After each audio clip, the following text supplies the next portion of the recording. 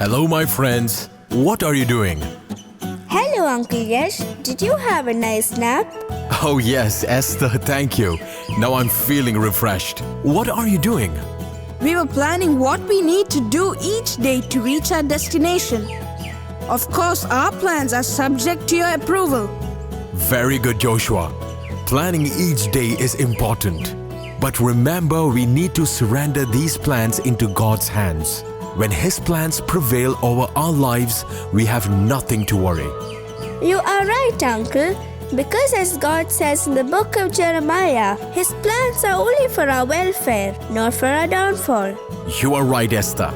Yet, many a times we live as if we are in charge. We let ourselves be burdened with all sorts of future plans. Of course, it is God who gives us the ability to face the challenges of life. So making plans is not wrong, but we must not forget that it is God who controls our future. Can you explain this with a parable, Uncle Yesh? Smart boy, you really know how to get a parable out of me, don't you? So that means you have a parable for us. And this time, you gave us its message even before you narrated it to us.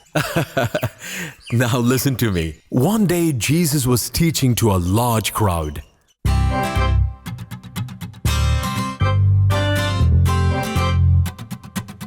Listen, my friends. The kingdom of God is like someone who would scatter seed on the ground and would sleep and rise night and day, and the seed would sprout and grow. He does not know how. The earth produces of itself first the stalk, then the head, then the full grain in the head.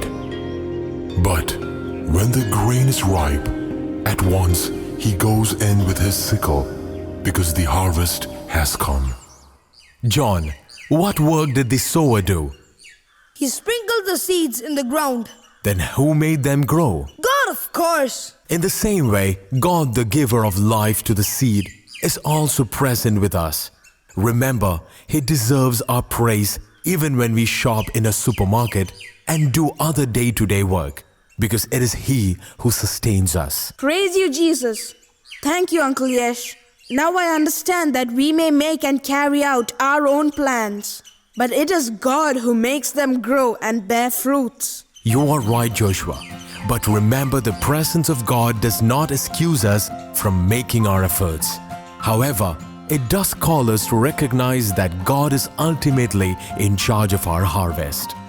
Right, Uncle Yesh. Very often, many of us forget God when we attain a place of power and wealth.